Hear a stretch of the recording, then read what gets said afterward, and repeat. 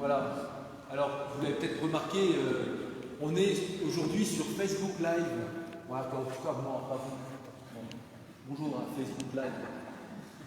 Voilà, on va ouvrir les Saintes Écritures, prions.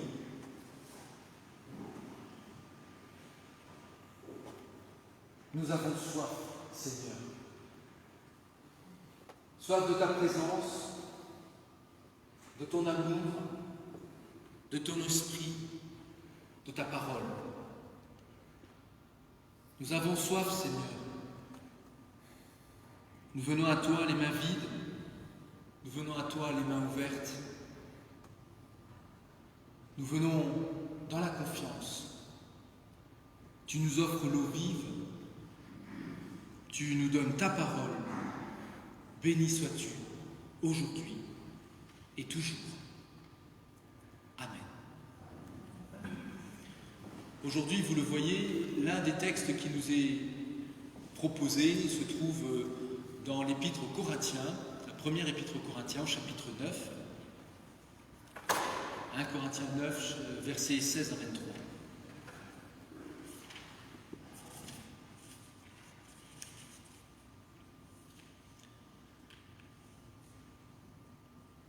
C'est donc l'apôtre Paul qui écrit à ses frères de l'église de Corinthe. Pour moi, dit-il, annoncer la bonne nouvelle, ce n'est pas une raison d'être fier, car je ne peux pas faire autrement. Quel malheur pour moi si je n'annonce pas la bonne nouvelle. Si c'était moi qui avais choisi ce travail, oui, j'aurais droit à un salaire. Mais comme je ne peux pas faire autrement, je fais simplement ce que je dois. Alors quel est mon salaire? C'est d'offrir la bonne nouvelle gratuitement. Je l'annonce sans profiter des droits qu'elle me donne. Personne parmi vous ne peut me forcer à faire quelque chose. Pourtant, j'ai voulu devenir le serviteur de tous, pour gagner le plus de gens possible. Avec les Juifs, je vis comme un Juif pour gagner les Juifs. Avec ceux qui obéissent à la loi de Moïse, j'obéis à la loi pour gagner ceux qui lui obéissent. Pourtant, je ne suis pas obligé d'obéir à cette loi. Avec ceux qui ne connaissent pas la loi de Moïse, je vis comme si je n'avais pas cette loi, pour gagner ceux qui ne la connaissent pas. Pourtant, j'ai la loi de Dieu, puisque j'obéis à la loi du Christ. Avec les chrétiens fragiles, je vis comme si j'étais fragile, pour gagner ceux qui sont fragiles. Je me donne entièrement à tous, pour en sauver sûrement quelques-uns. Et tout cela, je le fais à cause de la bonne nouvelle, pour participer à ses richesses. Amen. Je vous invite à vous lever et à chanter le cantique 4703 dans toutes nos détresses. 4703.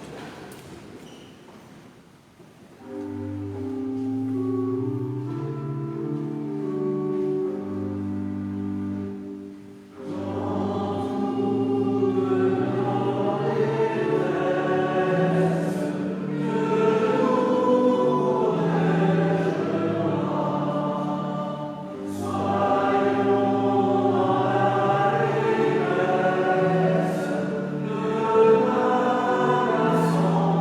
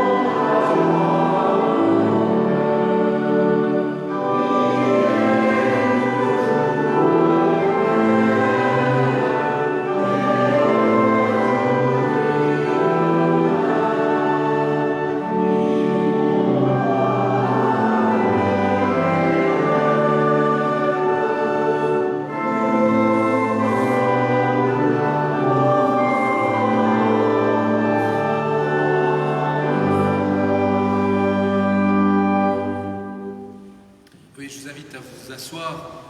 N'oublions pas cette parole du cantique, nous sommes vraiment dans la main de notre Seigneur. Bien-aimés frères et sœurs, très chers paroissiens, chacun de nous ici présent, et toi qui es derrière ton écran, chacun de nous a besoin de trouver une raison pour se lever le matin. Oui, nous avons besoin de trouver un but, un quelque chose à faire de notre vie. Vers quel port le bateau de notre existence ou de nos vies vogue-t-il? Quel cap notre existence a-t-elle? Si nous ne trouvons pas le but de notre vie, nous allons vite décliner. Nous sombrerons dans la déprime, nous n'aurons plus aucun goût, plus rien, ou bien nous fonctionnerons comme une mécanique à vide. Les anciens parlaient d'apathie, n'avoir plus aucun intérêt pour rien. Les modernes optent plutôt pour le non-sens ou l'absurde. Alors, quel est le but de notre vie? Certes, certains en sont convaincus. Il faut gagner de l'argent, du fric, beaucoup d'argent. Et ils sont prêts à tout pour en avoir et pour en avoir toujours plus. Le pire dans cette approche, c'est que la personne avide d'argent et de biens ne se rend même plus compte qu'elle devient esclave de l'argent. Tout son temps, toute sa force, toutes ses forces, toute sa personne, son être, se consacre à gagner de l'argent. Finalement, la personne disparaît derrière un moyen d'exister. Triste fin que cette finalité-là. D'autres optent pour le plaisir. La vie est courte et difficile, carpe diem. Alors profitons-en au maximum, pense-t-il. Profitons de chaque instant pour en jouir. C'est le côté hédoniste, valorisé par notre société. Ce n'est pas un mal de profiter des douceurs de la vie. Mais est-ce que nous pouvons en faire le but de notre existence? Est-ce que vivre, c'est jouir? Et jouir au détriment de qui? Cette approche hédoniste de l'existence n'est-elle pas trop tournée finalement vers la personne elle-même, recentrée sur l'individu, qui tourne comme une toupie sur lui-même, dirait saint Augustin, définition même du péché? N'oublie-t-elle pas cette approche qu'il y a d'autres personnes qui existent autour d'elle? Pourquoi tout centré ou recentré sur soi? Et puis il y a ceux qui se mettent à l'écoute de ce vieux livre qu'on nomme la Bible. La Bible concentre des exemples de personnes qui ont écouté une parole tout autre qu'elles-mêmes et témoignent de leur relation qu'elles entretiennent avec Dieu ou avec les hommes. Certes, les mots sont usés et parfois un peu vieillots, mais la Bible véhicule une sagesse profonde qui n'émane pas de nous, qui émane d'ailleurs, de Dieu lui-même, et qui nous indique quel est le sens ultime, au sens le plus important de notre vie. Tenez, prenez à témoin l'apôtre Paul, dont nous avons lu un passage dans son épître. Voilà ce qu'il dit. Pour moi, dit Paul, annoncer la bonne nouvelle, ce n'est pas une raison d'être fier, car je ne peux faire autrement. Je ne peux faire autrement. Il y a une cause majeure qui dépasse sa personne, qui dépasse l'apôtre lui-même. Nous voyons se dessiner alors le but de la vie de l'apôtre, quelque chose qui l'échappe et qui le contraint en même temps. Le but de la vie de Paul, ce n'est pas de gagner de l'argent, il le dit lui-même dans son passage, ni d'augmenter ses plaisirs. Le but de sa vie, c'est d'annoncer la bonne nouvelle. Et pour montrer que c'est dans un esprit de service qu'il inscrit toute sa démarche de vie. Et il rajoute, ce n'est pas par fierté ou pour me mettre en valeur, mais je ne peux pas faire autrement. Mieux annoncer la bonne nouvelle pour Paul, cela le rend libre. Libre, dit le verset 19, on peut relire dans une autre traduction, plus littérale cette traduction. Libre à l'égard de tous, je me fais l'esclave de tous. Libre à l'égard de tous, je me fais l'esclave de tous. Le but de la vie de Paul, c'est le fait d'être au service de tous. En vivant de cette manière, il découvre une profonde liberté. C'est parce que Dieu le rend libre que l'apôtre peut à son tour être au service de tous. Être libre pour servir. Voilà le but de la vie de Paul, voilà le but de tout chrétien. Être libre parce que Dieu nous fait libres, il nous libère de toutes les contraintes. Nous pouvons alors être au service de tous.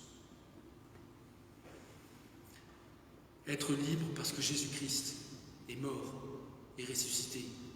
Parce que Jésus-Christ est notre unique Seigneur et nous ne sommes l'esclave de personne, ni de l'argent, ni des plaisirs. Nous ne sommes plus soumis à nos déterminismes non plus, que ces déterminismes soient notre naissance, notre couleur de peau ou notre compte en banque. Nous n'avons plus de compte à rendre à personne, si ce n'est en conscience devant Dieu. Les prisons peuvent enfermer nos corps. Et de nombreux chrétiens ont traversé des épreuves de ce genre. Mais la prison ne peut pas enfermer notre âme, notre vie intérieure qui est intimement unie à notre Dieu et qui est en paix. Paradoxe, me direz-vous. On peut être en paix dans une prison? Oui, nous pouvons l'être lorsque nous sommes intimement unis à notre Seigneur Jésus-Christ, lorsqu'il devient notre ami, notre soutien. En Christ, oui, nous sommes libres. Et parce que nous sommes libres, nous pouvons nous mettre au service. Au service du Christ en annonçant que, précisément, nous sommes unis à Dieu. Que, précisément, c'est un lien d'amour qui nous apporte la paix. En proclamant que la parole de Dieu nous apporte la paix du cœur et qu'aucun souci de ce monde n'altère notre espérance, ni le Covid, ni quoi que ce soit. Oui, aimer, nous le sommes par notre Seigneur et personne ne peut briser cette union. Voilà la mission qui nous est adressée à chacun de nous, chrétiens. Voilà le but de notre vie. Voilà ce qui nous donne la force et la joie de nous lever le matin quand il fait froid alors que le lit est bien chaud. Être libre pour les autres. Tous les autres, ceux qui s'approchent de nous, de moi, ceux qui sont proches de moi affectivement parlant, bien entendu. Je pense à nos familles, nos amis, mais c'est aussi tous ceux qui s'approchent de nous. Car Dieu nous a fait avec des gens pour avancer sur les chemins de nos vies et rencontrer des hommes, des femmes, l'apôtre Paul le dit, des juifs, des non-juifs, des forts, des faibles. Nous n'avons pas d'exclusivisme. Et nous parlons à tout le monde. Nous entrons en relation à tout le monde. Qu'il ait un voile, qu'il soit en maillot de bain ou qu'il soit habillé comme n'importe qui. Car tout le monde a été créé par Dieu et tout le monde est aimé de Dieu. Oui, nous sommes invités à nous faire tout à tous. Être romain à Rome, ou babylonien à Babylone, ou rhénais à Rennes. Pour annoncer cette bonne nouvelle que Dieu nous aime et qu'il s'allie à nous dans une relation d'amour inconditionnelle. Il nous faut utiliser des mots et des méthodes aussi qui soient compréhensibles de tous. Prenez un exemple. Si nous parlons de la grâce de Dieu, le commun des mortels ne sait pas ce que ça veut dire. Il nous faut expliquer ces mots de manière simple. La grâce de Dieu, c'est une manière qu'ont les chrétiens pour dire que Dieu, en premier, tout au début, il nous aime gratuitement, sans condition.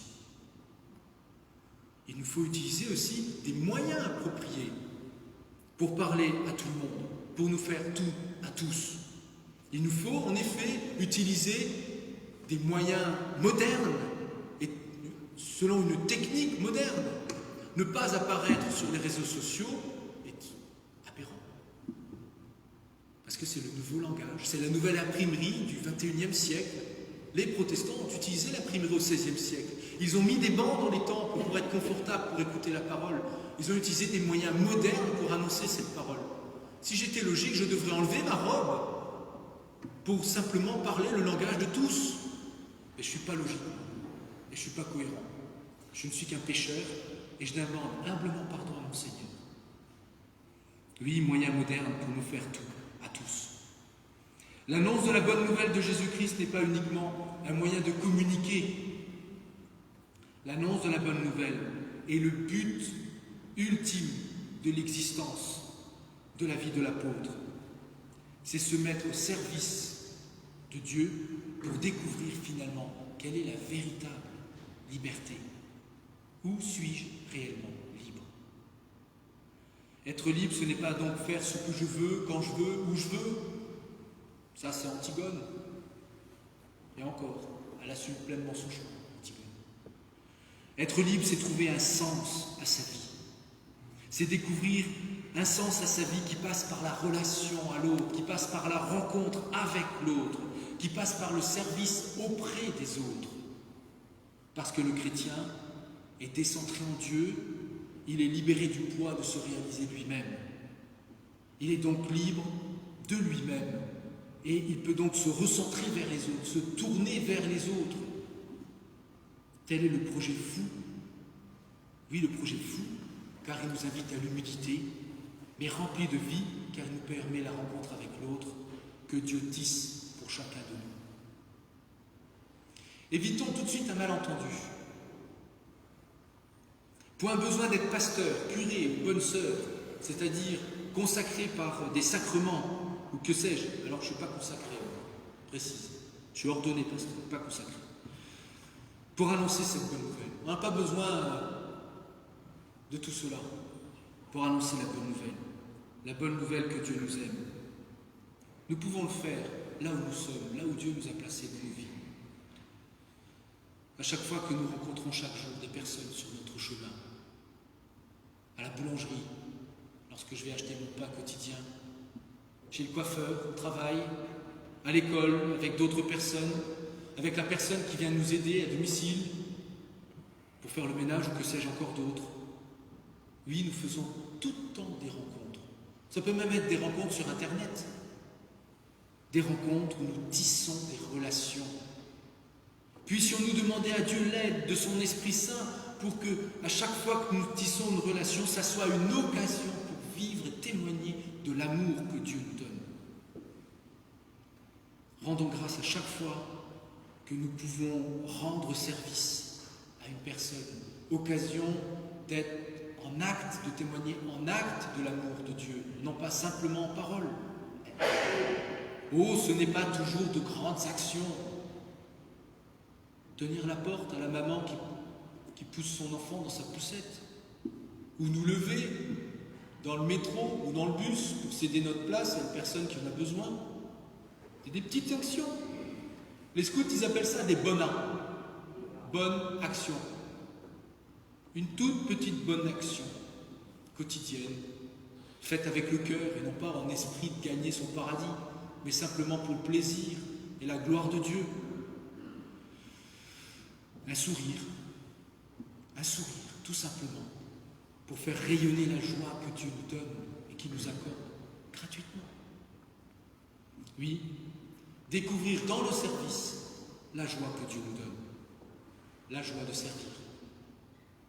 Alors, chers amis, une belle raison pour se lever le matin, c'est de se dire que nous allons, au cours de notre journée, avoir l'occasion de témoigner de l'amour de Dieu, en parole et en acte, dans la joie parfaite qu'il nous donne, pour témoigner que finalement c'est l'amour gratuit, désintéressé, c'est agapé, qui est le ciment de notre humanité. Le but de notre vie, annoncer la bonne nouvelle, comme le dit Paul, pour la gloire de Dieu et le salut de Dieu.